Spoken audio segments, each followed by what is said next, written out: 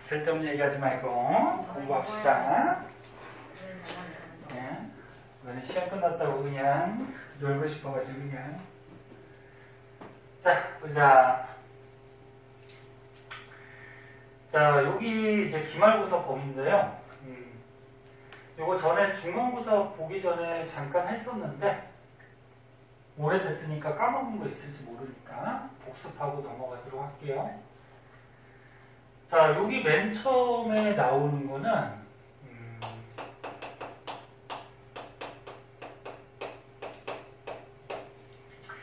원자를 이루는 그 안에 입자들을 어떤 실험을 통해서 과학자들이 밝혀낸 거, 그거를 이제 배우게 되는데, 얘네 원자는 알다시피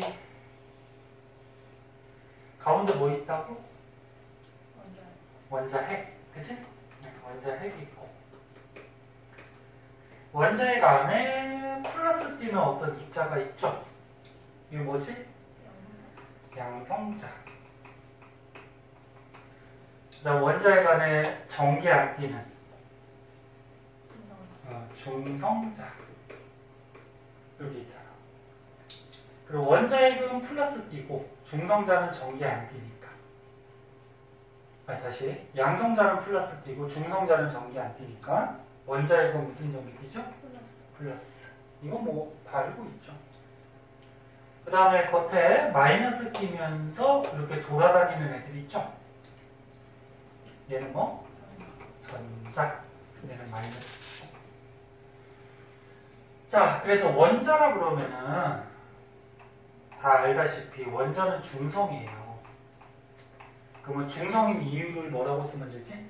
플러스 전자량이랑 마이너스 전자량. 그치. 플러스 전하량과 마이너스 전하량이 같기 때문, 또는 플러스를 끼는 게 누구지? 양성자 숫자랑 마이너스 띄는 전자 숫자가 같기 때문. 그래서 원자는 중성이다. 근데 원자 안에 요 입자들을 이제 과학자들이 실험을 통해서 밝혀내는데 맨 처음에 전자를 밝혀내요. 요거 시대 순서, 그 다음에 과학자 이름, 그 다음에 어떤 실험을 했는지 다 알고 계셔야 돼요. 전자는 톰슨이라는 과학자가, 요거는 배웠잖아, 중간고사 때. 무슨 실험했다 했지?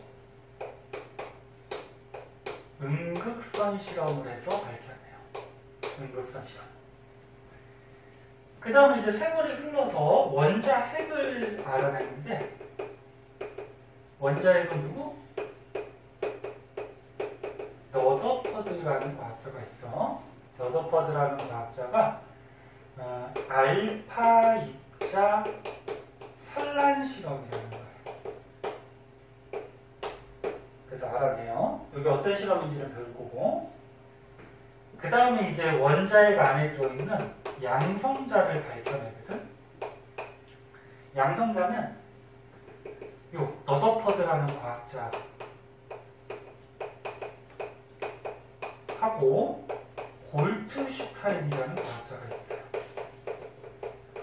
요 과학자들에 의해서 밝혀지는데 얘는 양극선 실험이라는 거예요. 양극선 실험. 그 다음에 이제 마지막에 밝혀낸 게 중성자가 있거든. 중성자는 체드윅이라는 과학자가 있는데 베릴륨판에 알파 입자 충돌 실험을 해서 밝혀내요. 자, 그래서 과학에서 너네 과학자 이름이 그렇게 중요한 건 아닌데 여기는 좀 알아두셔야 돼요. 요게 이제 시대 순서대로고, 어떤 입자는 어떤 과학자가 무슨 실험을 통해서 밝혀냈다. 알고 계셔야 돼요. 너 귀찮이 핸드폰 뽀개버린다. 되게 좋아하네. 뽀개줘? 진짜 맨날 핸드폰 붙잡고 자. 자, 그래서 처음에 이제 전자발견부터 한번 보도록 할게요. 자, 이거 한번 지우고서 할게요. 보세요. 전자발견. 기찬이가 요즘 여자친구가 생겼나.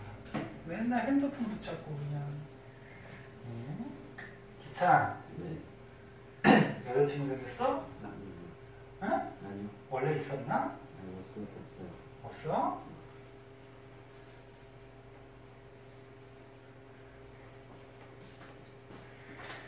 자, 전자발견부터 한번 봅시다.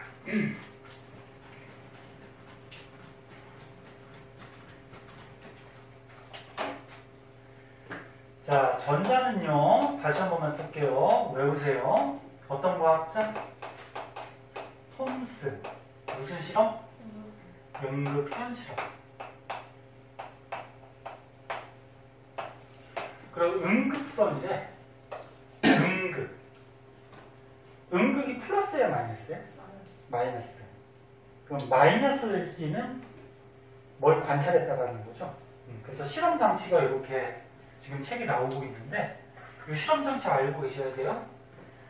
자, 여기 관이 있어. 관이 있는데, 이거를 진공으로 만들어놨어요. 그럼 진공이라는 건 안에 아무것도 없다는 거예요. 그리고 여기다 금속판을 2개를 준비를 했는데, 이 하나의 금속판에는 전기 중에 마이너스 전기를 꽂아줬고, 하나의 금속판에는 플러스 전기를 꽂았어요. 그리고 여기다 구멍을 하나 뻥 뚫어놨대, 이렇게. 그리고 고전압 전기를 세게 보내줬대. 전기를 세게 보내줬더니 여기서 뭐 빛이 나오더래, 이렇게. 그리고 구멍 뚫어놨더니 이 구멍으로 빛이 이렇게 새어갖고 나가네. 어떤 빛이 나는 거야. 그럼 이제 톰슨이라는 과학자가 이 빛이 왜 생기지? 그러면서 이제 연구를 한 거죠. 빛이 왜 생기는지. 근데 이 빛이 지금 플러스 쪽으로 이렇게 끌려가잖아. 플러스 쪽으로 끌려가면서 통과가 되죠. 그래서 플러스 쪽으로 간다? 그러면 이 빛이 마이너스 성질이 있겠구나. 그래서 음극선이라고 얘기를 해요. 그럼 얘가 왜 생기냐면은, 자, 여기 금속판이 있는데, 자, 금속들도 안에 전부 다 원자들로 돼 있어요. 원자들로 돼 있는데, 에너지를 보내줬어. 전기 에너지. 그 에너지를 보내주면 이 원자 안에서 누가 움직여 다니지? 전자가 움직여 다니죠. 그럼 전자가 에너지를 받아. 그럼 전자가 에너지를 받으면 에너지가 커지겠죠. 그러면서 원자 밖을 툭툭 튀어나와요. 이 전자들이. 에너지가 강해지면서. 그래서 금속판에 있던 전자들이 에너지를 얻어서 튀어나왔어? 눈에는 안 보여. 튀어나왔는데 마이너스 T잖아, 그치? 그럼 어느 쪽으로 끌려가겠니? 플러스로 이렇게 끌려가면서 이 구멍을 뚫어놨더니 끌려가던 힘에 의해서 얘가 여기를 통과하면서 이렇게 가더라 그래. 근데 전자는 너무 조그마해서 눈에 안 보이죠? 하지만 얘가 에너지가 있기 때문에 그 에너지가 어떻게 되는 거야? 빛의 형태로 나오는 거야. 그래서 빛이 눈에 보여요. 이렇게. 빛이. 그럼 이 안에는 전자들이 흘러가고 있는 거야. 이렇게. 그래서 톰슨이라는 과학자가 이런 물질 안에 마이너스를 띠는 어떤 입자가 있구나. 왜 마이너스라고 판단을 했어? 플러스로 끌려가니까. 네? 그래서 물질 안에 마이너스 띠는 어떤 입자가 있고 그걸 이제 나중에 전자라고 얘기하죠. 그러면서 톰슨이 이 물질 안에 있는 원자 모형을 제시를 해요. 물질 안에 원자가 있는데 원자 안에 이 이런 마이너스를 띠는 입자들이 군데군데 박혀있다. 그러니까 마이너스 띠는 이 전자들이 군데군데 박혀있다가 전기를 보내줬더니 어떻게 된 거야? 얘가 에너지를 얻어서 튀어나갔다. 응? 이렇게 설명을 하는 거야. 근데 물질 안에 마이너스만 있으면은 세상의 모든 물질이 다 마이너스 돼야 되잖아. 그치? 그래서 플러스는 아직 뭔지 몰라. 뭔지 모르지만 플러스를 띠는 어떤 입자도 군데군데 박혀있다. 이렇게 주장을 해요. 이게 톰슨의 원자 모형이에요. 틀린 거죠, 일단은. 전자가 있다라는 건 맞는데 이렇게 박혀있고 이런 건 아니잖아. 그치? 옛날에 이 과학자가 얘기한 거고. 자, 그러면서 또 몇 가지 실험을 또 해요. 어떤 실험을 하냐면, 자, 이 그림이 좀 작은데, 요걸 전부 확대해서 보면 너무 많아지니까 요걸 한번 보세요. 이거 사진 하나 찍고 넘어가자.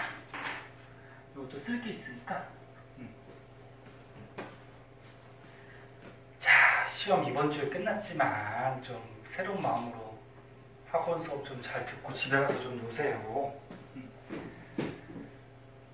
오늘 안 나온 사람은 또 다음날 나와야 되고.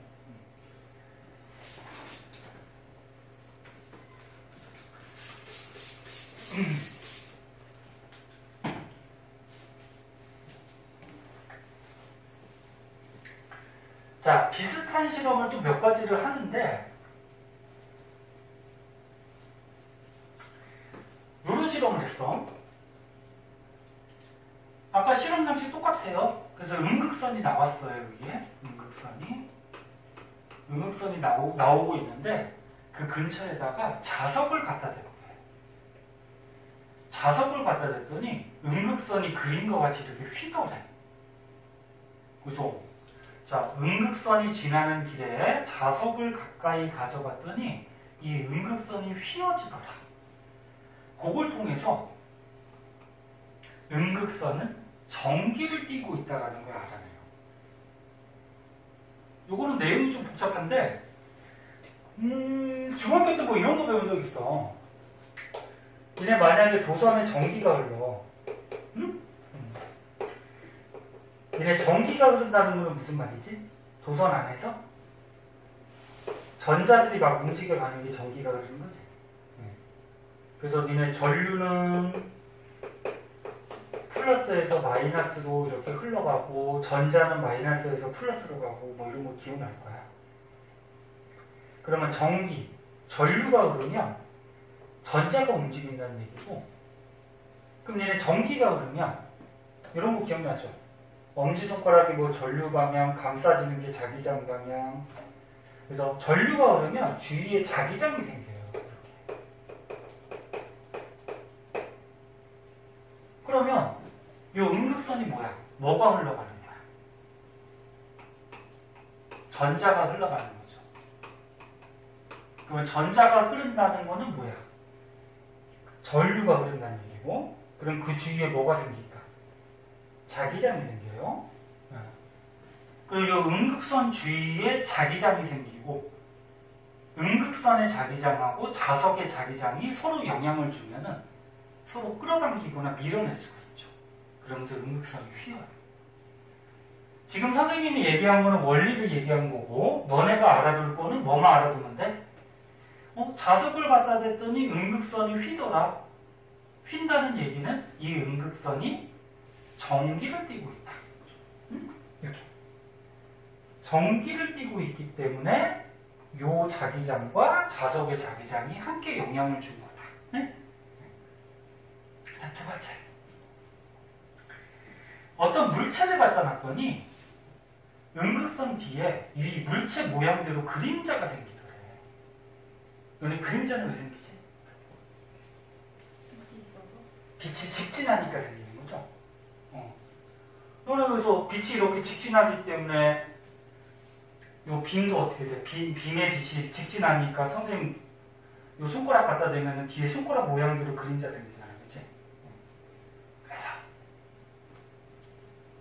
물체를 갖다 놨더니 뒤에 그림자가 생긴다는 걸로 봐서 아, 음극선 얘는 직진하는 성질이 있구나. 이런 것도 알아내요. 직진한다. 그 다음 세 번째, 바람개비를 또 갖다 놨더니 바람개비가 뺑글뺑글 돌더래. 그럼 얘네 바람개비가 있을 때 이거 기억나나? 이게 중간고사 때 했잖아. 음극선이 와서 얘를 치는 거야. 바람개비를 땅 치니까 얘가 돌아가는 거거든.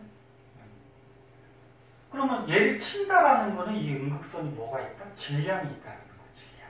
질량이 없으면 얘를 칠 수가 없죠. 그래서 바람개비가 회전하는 걸로 봐서 세 번째, 음극선은 질량을 갖고 있구나. 네? 이런 사실을 알아내요. 그래서 이거 시험은 잘 나와. 자석 갖다 댄 거, 전하를 띄고 있다, 그림자 생긴다, 직진한다, 바람개비 돌아간다, 질량이 있다. 음극선의 이런 성질을 알아내고, 그 다음에 마지막으로 네 번째, 요 실험도 봐주세요. 자, 음극선이 나오는데 플러스하고 마이너스 극을 여기다 또 하나 꽂아놨더니 음극선이 지금 어느 쪽으로 휘었니? 플러스 쪽으로 휘었지. 응? 음극선이. 그럼 플러스 쪽으로 휜다는 걸로 봐서 음극선이 전기를 띠고 있긴 한데 무슨 전기를 띈다? 그렇지. 음극선은 마이너스 전기를 띈다. 마이너스 전하를 띄고 있다. 이런 사실을 또 알았네요. 그래서 하나, 둘, 셋, 네 개. 요거 가지고서 뭐 보기 같은 거나 뭐 이렇게 나올 수 있으니까 좀 알아두세요. 이게 음극선의 성질.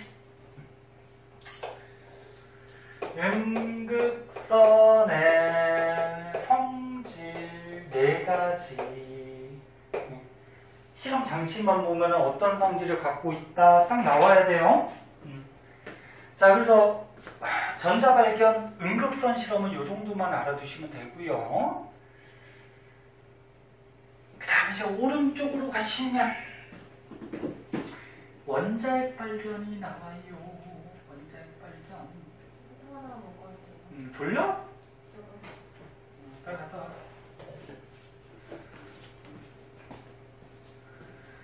자, 그 다음에 오른쪽에 원자핵 발견 한번 보자.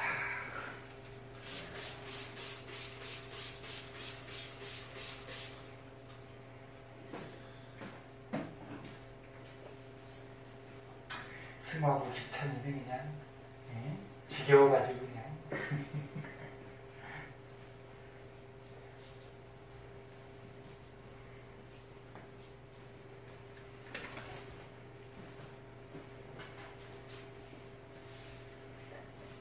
자, 두 번째 원자핵 발견. 집중해서 보고 좀 이따 쉬는 시간 잠깐 줄 테니까 조금 쉬었다가 또 합시다. 좀 쉬었다가 집에 가는 건 아니고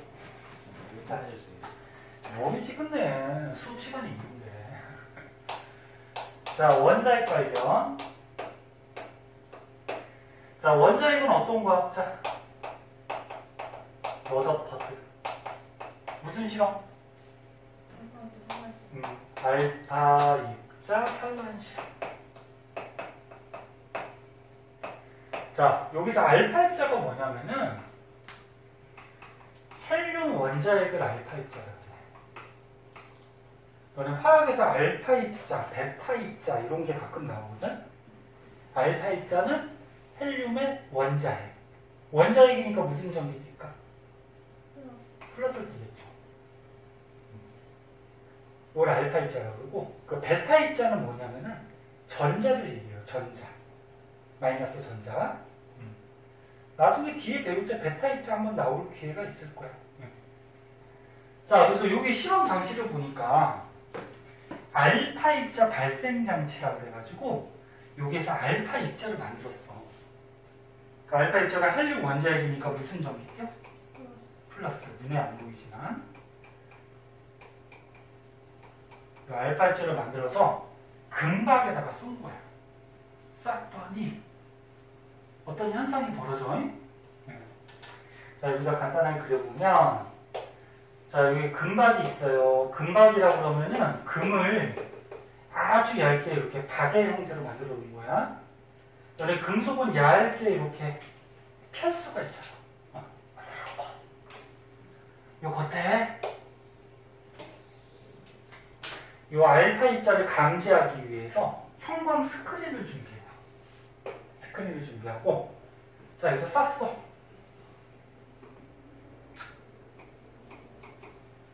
자, 알파 입자 쐈더니 어떤 현상이 벌어졌냐면 대부분이 통과를 하더래.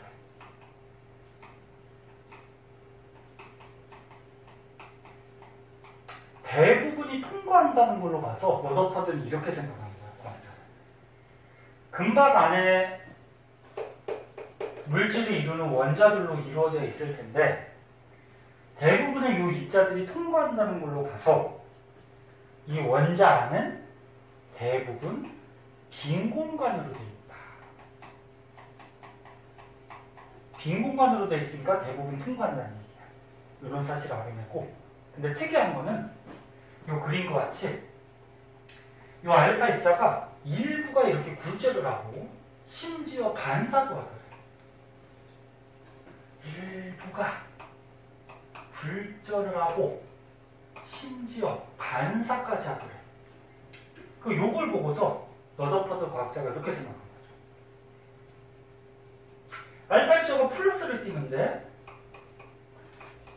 플러스가 꺾이거나 반사를 한다는 얘기는 이 물질 안에, 응? 물질 원자 안에 크기는 작지만 플러스 띄는 뭔가가 있다라는 거야. 그러니까 플러스 띄는 뭔가가 있기 때문에 플러스하고 플러스는 어떻게 될까? 서로 밀어내겠죠. 반발하겠죠. 그래서 이렇게 반사까지도 할 수 있다는 거예요. 약간 빗게 맞으면 굴절하고, 그래서 일부가 굴절, 반사한다는 걸로 봐서 플러스 전하를 띠는 어떤 입자가 존재를 한다. 물질 안에. 그러면서 요거를 나중에 이제 원자핵이라고 하죠. 원자핵이 존재를 한다. 근데 대부분이 통과한다는 걸로 봐서 이 원자핵의 크기는 어떻다? 작다라는 거죠. 그래서 이런 실험을 통해서 물질 안에, 즉 원자 안에 플러스 T는 원자핵을 밝혀내요. 더 자세한 원리는 알 필요 없어요. 그건 뭐 대학교 전공과정 가면은 그런 데서 더 하는 거고, 요 정도 개념만 알고 계시면 돼. 그래서 요 밑에 그림이 이런 게 나올 거예요. 자, 밑에 그림을 보면 봐봐. 첫 번째 그림은 톰슨의 모형이야. 톰슨의 전자들이 이렇게 물질 속에, 원자 속에 박혀 있다. 톰슨의 원자 모형이야. 그러면 톰슨의 모형으로는 이런 현상을 설명을 할 수가 없어요. 왜? 톰슨은 뭐라 그랬어? 전자들이 군데군데 박혀 있고 플러스는 뭔지 모르지만 군데군데 이렇게 흩어져 있다 그랬지. 그러면 가운데 플러스가 몰려있는 것보다, 그러니까 이렇게 몰려있는 것보다 이 플러스가 군데군데 퍼져 있으면 플러스 세기가 어떻게 될까? 약해지겠지. 그러면 여기에 알파 입자가 왔을 때 알파 입자가 굴절 정도를 할 수가 있어요. 하지만 이런 반사 같은 건 할 수 있을까 없을까? 플러스가 흩어져 있으니까 약할 거 아니야, 그치? 반사는 못해요. 그래서 이런 반사되는 현상을 설명을 할 수가 없어요, 톰슨의 모형은. 그래서 이제 모형을 수정을 하죠. 누가? 러더퍼드가 수정을 해서 이런 모형을 제시를 해요. 어떤 모형? 가운데 부분에 플러스 띄는 입자가 있다. 원자에. 그리고 대부분이 빈 공간으로 되어 있다. 그리고 빈 공간에 전자들이 존재한다. 이런 모형을 가지고서는 이 현상을 설명할 수가 있죠. 왜? 플러스가 가운데 몰려 있으니까. 이 플러스가 어때? 강하겠죠. 그 알파 입자가 왔을 때 어떻게 될까?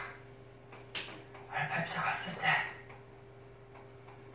이 원자핵 부분에 부딪히면 불절도 하고 심지어 반사까지도 할 수 있겠죠. 그리고 대부분이 빈 공간으로 되어 있으니까 알파 입자 대부분은 통과하고. 그래서 이런 모형을 이제 제시를 해요. 자, 요게 이제 러더퍼드가 알아낸 원자핵. 알파 입자 산란 실험. 산란이 뭐지? 퍼진다는 거야, 퍼진다. 그래서 알파 입자를 쐈을 때 알파 입자가 막 퍼지더라. 그런 실험을 통해서 원자핵을 밝혀냈더라. 네, 그렇게 알아두시면 돼요. 자, 다음 장으로 가면은 양성자 발견이 있어요. 양성자, 중성자까지만 하고 조금 쉽게요. 보세요. 금방 끝나요. 자, 뒷장에 양성자 발견. 근데 시험 때릴 때 질문하고, 응? 그게 편했지.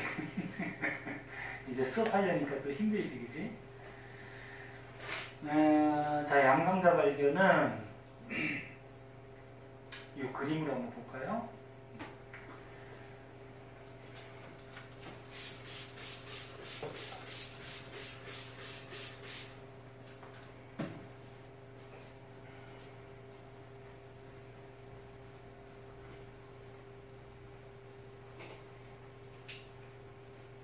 자, 지금 실험 장치 보니까 아까 전에 배웠던 뭐하고 좀 비슷하게 생겼다, 그치? 뭐하고 비슷하게 생겼니? 맨 앞에 음극선 실험, 그치? 음극선 실험하고 비슷하게 생겼어요. 이제 약간의 차이점이 있어. 어떤 게 차이점이 있는지 봐봐.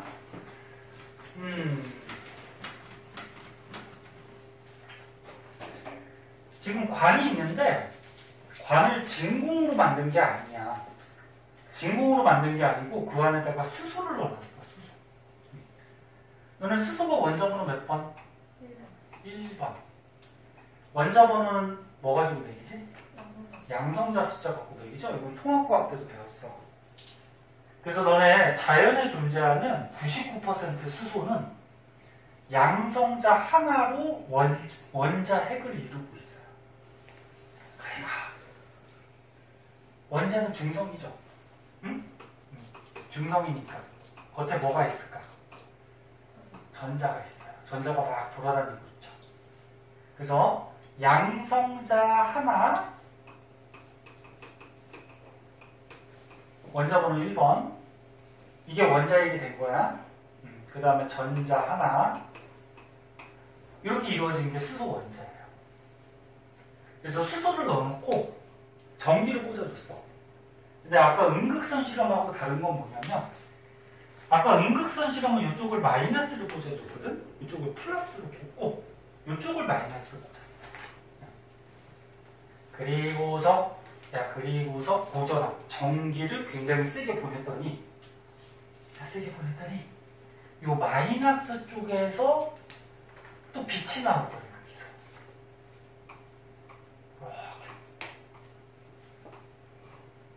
구멍을 뚫어라. 빛이 나왔더래. 그럼 또 얘는 왜 나올까? 에? 왜 나올까?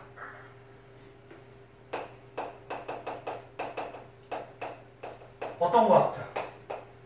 러더퍼드하고 골트슈타인 같이 연구한 건 아니야. 그러니까 두 사람의 공헌에 의해서 밝혀진 거야. 무슨 실험? 양극선 실험. 그리고 왜 이름을 양극선이라고 했냐? 이런 실험을 했는데 지금 무슨 극으로 끌려갔어? 마이너스로 끌려가서 마이너스 쪽에 빛이 나왔어. 그럼 이 빛은 무슨 성질이 있다? 플러스 성질이 있다. 그래서 양극선. 그렇게 얘기하고 양극선. 그럼 얘가 왜 생겼냐? 안에 뭐가 들어있었어? 수소가 있었어. 근데 수소는 어떻게 구성이 돼? 양성자랑 전자로 구성이 되죠? 잘 봐. 이것만 하고 좀 쉽게 봐봐. 양성자하고 전자로 구성이 되어 있는데 전기를 보내줬더니 이 전자가 어떻게 될까? 그럼 에너지가 어떻게 될까? 튀어나가겠지. 원자 밖으로. 에너지가 커지면 튀어나갈 거 아니야. 그치? 그럼 전자가 튀어나왔어? 수소에서 전자가 툭툭 튀어나왔어. 그럼 전자는 마이너스 D니까 어느 쪽으로 끌려가? 플러스로 끌려가죠. 그러면 전자가 튀어나와 버리면 누구만 남니? 양성자만 남죠.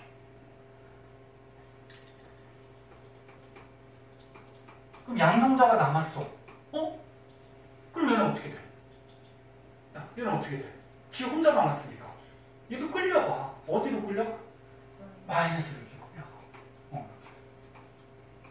그러면서 양성자가 마이너스 쪽으로 끌려가면서 여기를 통과하면서 얘도 어떻게 돼? 에너지가 있으니까 빛이 나오더라 그런 얘기야. 네? 그래서 더 자세한 것까지는 알 필요는 없고 이 정도 개념. 마이너스 쪽으로 끌려가는 어떤 입자. 어떤 입자? 양성자. 양극선이라는 빛 실험을 통해서 발견했다. 네? 그 정도만 알아두시면 되고. 그 다음 마지막으로 중성자 발견했어요. 자, 중성자는 어떤 과학자? 체드윅이라는 과학자 있어요. 이 과학자가 베릴륨판에 알파 입자 충돌 실험을 했는데, 아까 알파 입자가 뭐라 그랬지? 헬륨 원자핵. 요거는 실험 장치가 책에는 없는데 이렇게 실험한 거야. 베릴륨판이 있어. 베릴륨도 금속이야. 자, 금속판이 있었는데 여기다 알파 입자를 쏜 거야. 플러스 T. 알파 입자를 빵 쐈더니 특이하게 기존하고 다르게 어떤 중성 입자가 툭툭툭툭 이렇게 튀어나오더래. 베릴륨판에서. 중성 입자. 저는 지금까지는 어떻게 돼? 전자는 마이너스 띄고 있지. 원자애들 플러스 띄고 있고 양성자도 플러스 띄고 있지. 지금까지는 전부 다 입자들이 전기를 띄고 있었는데 이런 실험을 어느 날 해봤더니 이 판에서 중성 띄는 입자가 튀어나오더래. 그럼 얘는 뭐지? 전기를 안 띄더래. 그러면 물질 안에 중성 띄는 어떤 입자도 있구나. 그러면서 중성자라는 개념을 또 알아내게 돼요. 네? 요게 이런 실험이에요. 자, 그래서 지금까지 조금 빠른 순서로 해서 원자 안에 존재하는 입자들을 밝혀내는 실험에 대해서 알아봤는데, 시험에는 저기 잘 나와. 음극선 실험 있죠, 전자. 응? 전자 음극선 실험 있지? 그 다음 원자의 알파 입자 산란 실험 있죠? 그게 잘 나와요. 그래서 그거 두 개는 확실하게 알아두세요. 자, 우리 한 5분만 쉬었다 할 테니까 쉴 사람들은 조금 쉬고 괜찮은 사람은 뒤에 오늘 배운 거 문제 한번 풀어보든지. 네?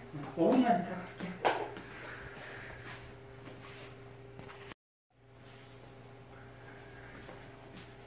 자, 70페이지 원자의 구조. 자, 요거는 너네 1학년 때부터 배웠던 내용이 반복되고 있는데, 그래서 간단해요. 간단하는데 동위원소라고 해서 새롭게 추가되는 게 하나가 있어요. 근데 오늘 배운 것 중에 요거 동위원소 얘 가지고 문제가 조금 어렵게 나올 수가 있어요. 그래서 어떤 건지 한번 보도록 합시다. 70페이지. 자, 원자의 구조는 다 알죠? 요거는 필기 안 할게. 원자 안에 원자핵이 있고, 원자핵 안에 양성자, 중성자 있고, 그 다음에 겉에 마이너스 돌아다니고 있고, 이거는 다 알고 있지. 그리고 여기에 보면은 크기들이 이렇게 나와 있는데, 이런 크기는 외울 필요 없고요. 근데 한 가지만 알아두면은, 원자는 대부분 빈 공간으로 돼 있어요. 그리고 원자핵의 크기는 어떨까? 굉장히 작아. 굉장히 작아. 지금은 설명하기 위해서 이렇게 크게 그린 건데, 여기 어딘가, 여기 써있네. 이 원자가 축구장이라고 했을 때, 축구장에 있는 모래 한 톨 정도가 원자핵의 크기야. 그 원자핵은 굉장히 조그만 거네. 대부분 다 빈 공간으로 되어 있고 전자들이 돌아다니는 공간이에요. 그 정도 개념만 알아두시고 그 다음에 이제 밑으로 가면은 요거 가운데 표가 나와 있는데 이 숫자도 외울 필요 없어요. 없고 뭐만 알아두면 되냐면 원자핵 안에 들어있는 양성자는 전하량, 전기량이 이 정도를 띈대요. 근데 이 숫자 외울 필요는 없고 얘가 플러스 1이라고 하면은 중성자는 당연히 전기 안 띄고 전자가 마이너스 1의 전기를 띈다는 거야. 이 숫자 값이 어때? 양성자하고 전자하고 숫자 값이 같지? 같은데 얘는 플러스고 얘는 마이너스고 그치? 그래서 요거만 하시면 돼요. 원자핵 속에 양성자가 플러스 1이면 전자는 얼마? 마이너스 1. 그리고 중성자는 전기 안 띈다. 응? 알고 있는 거. 그 다음에 질량을 보세요. 뭐 양성자 질량이 얼마다, 뭐 중성자가 얼마다 이런 거 외울 필요 없고요. 알아둘 거는 양성자하고 중성자가 질량이 어때? 거의 비슷해요. 거의 1대1이야. 양성자, 중성자가. 누가 약간 크니? 중성자가 약간 커요. 약간 크지만 거의 비슷해. 그런데 전자 질량은 어때요? 굉장히 작지. 양성자나 중성자에 비해서 한 1800배까지 작아요. 좀 작으니까 가볍다는 얘기고 얘가 움직여 다니는 거죠. 이런 B 정도만 알아두시고 자, 그 밑에는 원자들의 번호를 따지는 방법이 나오는데 원자 번호는 뭐가 좀 매긴다? 양성자 수.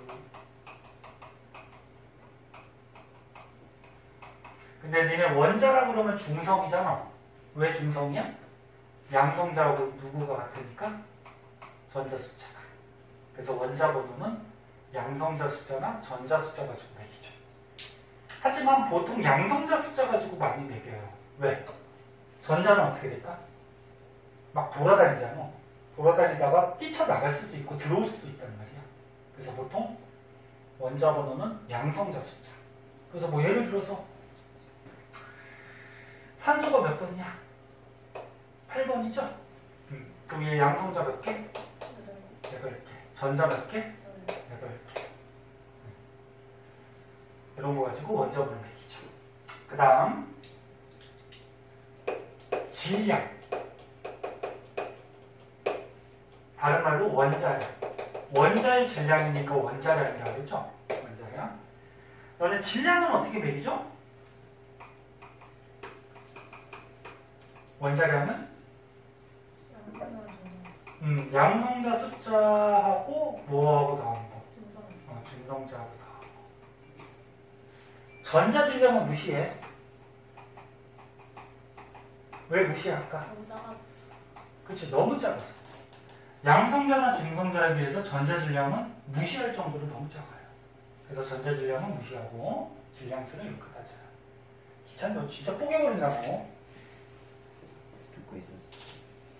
아 진짜 그러다 나중에 또 모른다고. 핸드폰 걷어야 되겠어 진짜. 자, 그래서 예를 들어서 산소가 질량이 16이래. 그럼 얘 원자 번호가 몇 번인데? 8번이죠? 8번이니까 양성자가 몇 개니? 8개죠? 그러면 질량이 16이라 그러면은 중성자가 몇 개라는 거야? 8개. 그리고 선생님이 썼듯이 너네 원자 번호는 왼쪽 아래다가 원자 번호를 써줘요. 쓸 때. 그리고 왼쪽 위에는 뭘 쓴다? 질량. 원자량을 써줘요. 질량수. 얘 쓰는 위치가 있어. 그럼 문제 한번 내볼까? 자, 예를 들어서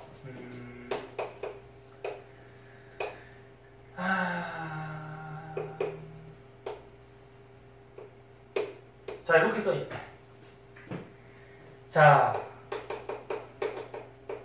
양성자 숫자랑 중성자 숫자랑 전자 숫자를 한번 우리가 빠져보자. 마그네슘 12번이야. 양성자 몇 개? 12개. 그렇지, 12개. 근데 질량이 25래. 원자량이 25래. 요거 예를 든 거야. 그러면 중성자 몇 개? 13개. 그렇지, 13개. 두 개 더해서 질량이니까. 그러면 전자는 몇 개? 12개. 12개죠. 왜? 중성 원자니까 양성자하고 전자 매수가 같아야 되겠죠. 그럼 하나만 더 해볼까?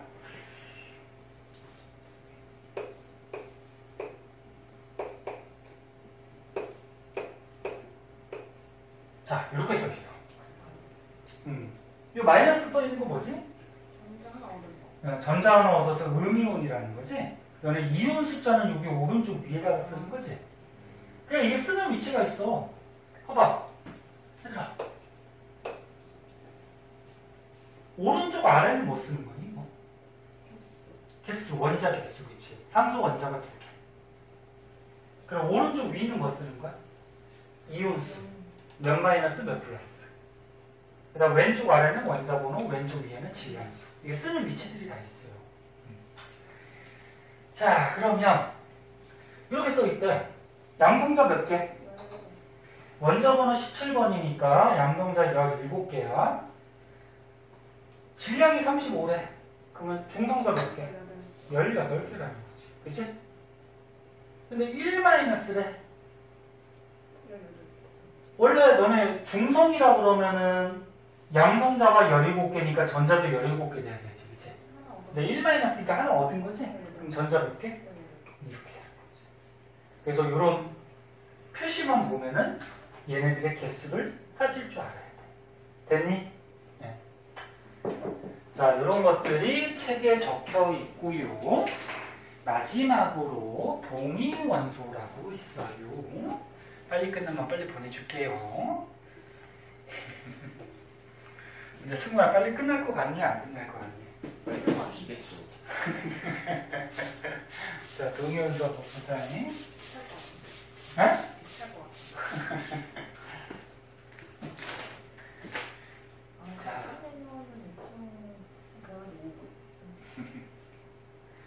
자, 볼게요. 자, 동위원소. 수업 시간이 정해져 있는데, 아유, 선생님도 책임감이 있지. 수업 시간을 맞춰야지. 너네야 빨리 끝내주면 좋겠지만, 선생님도 좋지 뭐. 빨리 끝내면 목 안 아프고, 응? 쉬면 되니까.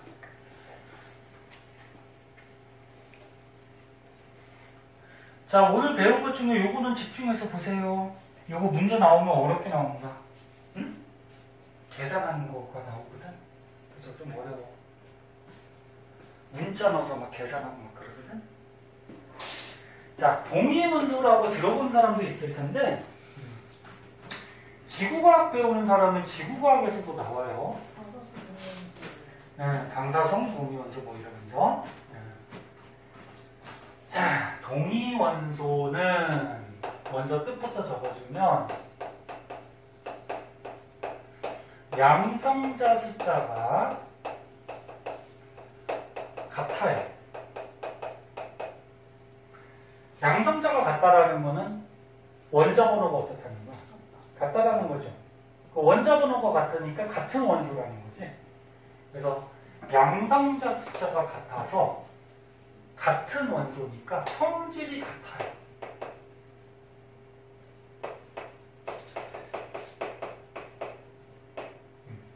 성질이 같으나 또는 비슷하거나 비슷한데 중성자 숫자가 달라.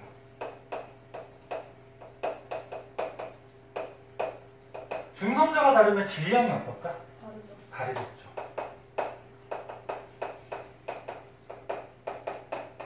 이런 걸 동위원소라고 해. 다시 양성자 숫자가 같아서 성질은 같은데 중성자가 달라서 질량이 다른 이런 원소. 시험에 가장 잘 나오는 거는 염수가 가장 잘 나와요. 염수. 이게 잘 나오는데 요거 하기 전에 요거부터 한번 보자. 책에 있는 거. 자, 대부분의 요 원소들은 동위 원소들이 있어요. 대부분. 수소를 한번 보자. 수소도 가끔 문제 나와. 수소가 몇 번? 이거 잘 안 보이니까 좀 크게 적어줄게. 1번. 근데 수소는 일반적으로 자연에 존재하는 99.9%는 질량수 1을 갖는 수소예요. 자연의 99.98%. 거의 대부분 다죠. 그럼 이거 무슨 말이야? 원자번호 1번이니까 양성자가 몇 개? 1개. 근데 질량이 1이래. 그럼 중성자가 있어 없어? 없어요. 없죠. 그 양성자 하나로 되어 있는 거야. 근데 원자니까 어떻게 돼? 양성자 하나, 전자 하나 있겠죠. 근데 자연에 0.01% 정도가 이런 수소가 있어요. 질량수 2를 갖는 수소. 이 퍼센트는 모여놓은 거 아니야. 그럼 질량수 2를 갖는다는 건 무슨 말이야? 원자번호 1번이니까 양성자가 하나 있어. 근데 질량을 2를 갖는데 그건 중성자가 하나 있다. 그럼 질량을 2개를 갖겠죠. 이런 수소가 자연에 적지만 있어요. 그러니까 우주에. 그 다음에 거의 없는데, 이 마이너스 써놓은 게 뭐냐면 거의 없다는 얘기야. 거의 없는데 이런 수소도 있어요. 원자번호 1번인데 질량을 3을 가져. 그럼 원자번호 1번이니까 양성자가 하나고 질량이 3이니까 중성자가 몇 개? 2개. 이런 수소도 있어요. 네. 그럼 얘네들은 무슨 관계니? 동위원소 관계죠. 양성자 개수는 똑같아서 전부 다 수소의 성질을 갖고 있는데 질량이 어때? 다르죠. 질량은 얘가 제일 크고 이렇게 되죠. 질량. 이런 걸 동위원소라고 하죠.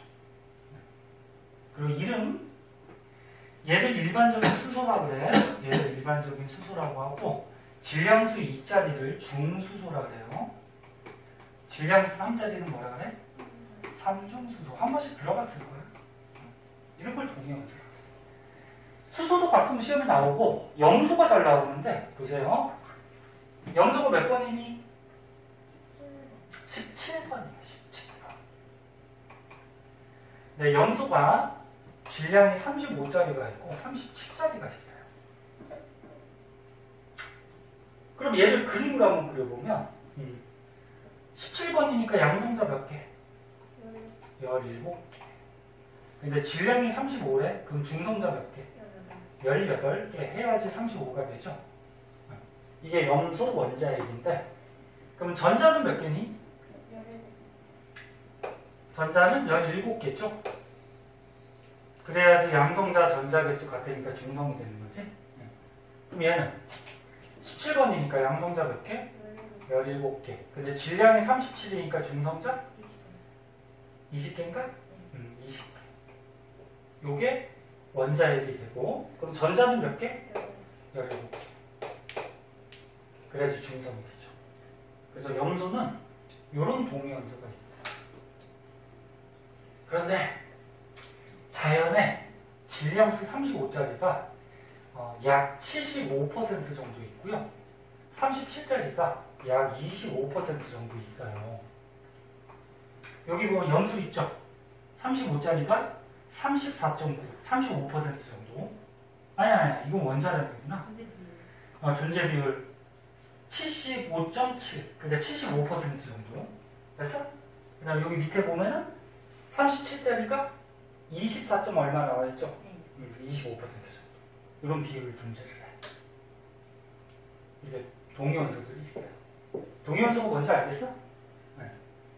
자, 그러면 이제 중요한 건 뭐냐면 원자량을 이제 어떻게 따지냐면은 염소를 봐봐. 이거 마지막이야. 염소가 질량이 35짜리도 있고 37짜리도 있어. 그럼 얘가 양이 많지. 얘가 양이 많기 때문에 염소의 원자량은 35로 쓰자. 그렇게 하기에는 얘가 비율이 굉장히 크지. 그래서 원자량은 평균을 내서 사용을 해요. 평균 원자량. 원자량은 평균 내서 우리가 사용을 하거든. 수소는 보세요. 너네 수소 원자량이 얼마지? 2 1이잖아. 수소는 왜 1로 우리가 사용을 하냐면은 지금 질량수 1짜리가 자연계 어때? 99.98 거의 대부분이지? 그럼 이거 세 가지 평균 내봤자 거의 1에 가깝겠지, 그치? 평균 내면 1.008인가 나와요. 그럼 거의 1에 가까우니까 1로 쓰는 거야. 근데 얘는 이 25%를 무시를 못해. 그래서 평균을 어떻게 계산하냐면 이거 계산할 줄 알아야 돼. 잘 봐. 질량수 35짜리가 자연계 몇 퍼센트? 75%가 있고요. 가로칸 안 쳐도 되지만 헷갈릴까봐. 그 다음 플러스 37짜리가 자연계 몇 퍼센트? 25%가 있는데 그럼 전체가 몇 퍼센트야? 전체가 100%로 나눠주면 평균이 나오겠죠. 됐니? 이렇게 구하는 거야. 그리고 이거 계산하면 정확하게 떨어지진 않지만 35.5가 나와요. 그래서 염소의 원자량은 35.5를 써요. 그래서 35를 쓰는 것도 아니고 37에 쓰는 것도 아니고 35.5를 염소 원자량으로 쓰는 거야. 근데 평균 원자량 구하는 거를 이렇게 퍼센트로 하다 보면은 숫자가 굉장히 크거든? 그래서 이렇게 해도 되죠. 요거를 더 많이 써. 봐봐. 질량수 35짜리가 75%라는 거는 4분의 3이죠. 아니? 플러스 질량수 37짜리가 25%라고 하면 4분의 얼마야? 1이죠. 그럼 4분의 3, 4분의 1. 전체가 얼마야? 1이죠. 응? 이렇게 해도 값은 어때? 똑같이 평균이 나오죠. 35점. 그래서 평균 원자량 구하는 거 퍼센트로 해도 되고 전체 값을 1로 해도 되고 구하는 방식 알고 계셔야 돼요. 뒤에 너네 문제 풀다 보면 이거 막 문자로 나올 거야. 그러니까 원리를 알아야 돼. 마지막으로 한 가지만 더 알면 되는데 자, 이거 3분이면 끝나. 승우야. 선생님이 한 2, 3분만 일찍 끝내줄게. 봐봐. 자, 요거도 알아야 돼. 봐봐.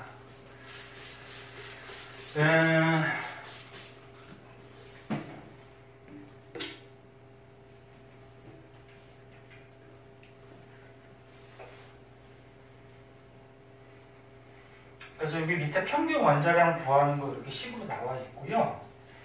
하나 더 뭐를 좀 알아둬야 되냐면은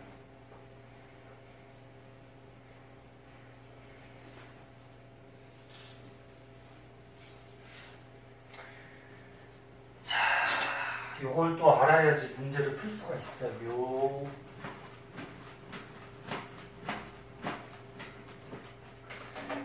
염소 가지고 갈게요. 자, 염소가 있어. 자, 염소는 질량이 어떤 게 있다 그랬지? 35짜리가 있고 또 뭐도 있어? 37짜리가 있어. 그러면 염소 분자라고 그러면 염소 원자 둘이 결합한 거야. 공유결합해서. 그치? 그 염소 분자의 분자량은 몇 가지가 나오겠지. 어떤 게 나올 수 있는지 한번 보자. 35짜리랑 붙어갖고 염소 분자가 될 수 있지. 그럼 질량 얼마? 70. 그 다음에 35짜리랑 37짜리랑 붙어가지고 요거 두 개가 붙어서 분자가 될 수 있지. 그럼 분자량 얼마? 70. 그 다음에 37짜리랑 35짜리가 붙어서 분자가 될 수 있어요. 70. 선생님 이거랑 똑같은 거 아니에요? 이게 달라요. 이게 다르게 취급해야 돼. 왜 그러냐면은 이것 때문에 애들 많이 들여. 야, 35짜리가 있고 37짜리 염소가 있는데 이렇게 있어? 선생님 이거 거꾸로 바꾸면 되잖아요. 근데 만약에 여기서 어떤 물질하고 반응을 해. 근데 얘는 37짜리가 뭐야? 붙어서 먼저 반응할 수가 있고 얘는 35짜리가 먼저 붙어서 반응할 수 있어. 그래서 이 염소 분자랑 이 염소 분자를 다르게 취급해야 돼요. 네? 그러면 한 가지 가지 더 있죠. 뭐 있어? 37짜리랑 37짜리가 붙어서 분자가 될 수 있죠. 74짜리. 그래서 염소의 분자량은 뭐뭐가 나온다? 70짜리, 또 뭐? 72짜리, 74짜리 세 가지 분자량이 나올 수가 있는데 종류는 이렇게 잡아야 되고, 그럼 봐봐.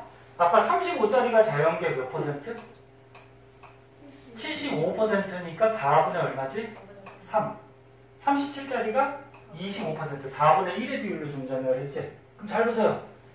35짜리가 자연계 4분의 3의 비율로 존재하고 35짜리가 4분의 3의 비율로 존재하니까 70짜리는 확률적으로 16분의 얼마? 9의 비율로 존재하는 거야. 염소 분자. 수학에서 확률 배웠니? 안 배웠냐? 모르고 이렇게 구하는 거야. 그래서 분자량 70짜리는 자연계 16분의 9의 비율로 존재를 해요. 퍼센트 관리도 나눠주면 되고. 그럼 이건 어떻게 구해? 4분의 3 곱하기 얘는 얼마? 4분의 1의 비율로 있잖아. 그러면 72짜리 얘는 자연계 얼마? 16분의 얼마? 3. 4분의 1 4분의 3 그러면 얼마? 16분의 3. 4분의 1 4분의 1 하면 얼마?